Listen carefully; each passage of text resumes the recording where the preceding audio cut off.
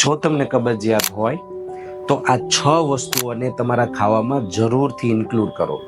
સૌથી પહેલું છે હોલ ગ્રેન્સ એટલે કે અનાજ. જુવાર, બાજરો, મકાઈ, ચોખા આ બધાની અંદર સોલ્યુબલ અને ઇનસોલ્યુબલ ફાઈબર એટલે કે રેસા હોય છે જે સંડાસને બનવામાં હેલ્પ કરે છે.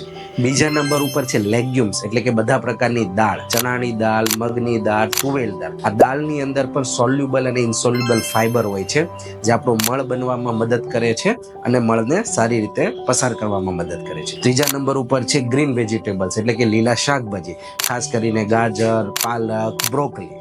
ચોથા નંબર ઉપર ફ્રૂટ્સ, બધા પ્રકારના રેસાવાળા ફ્રૂટ્સ જેમ કે તરબૂચ છે, સફરજન છે, કેળા છે, મોસંબી છે, સંતરા છે, જેની અંદર ફાઈબર્સની માત્રા વધારે હોય છે.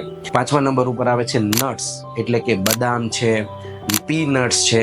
આ બધાની અંદર પણ ફાઈબર્સનું પ્રમાણ વધારે હોય છે. અને છઠ્ઠા નંબર ઉપર પાણી, પુષ્કળ પ્રમાણમાં પાણી પીવું જોઈએ જેનાથી આપણો સંડાસ પણ વધારે બને અને વ્યવસ્થિત એ નીકળી શકે.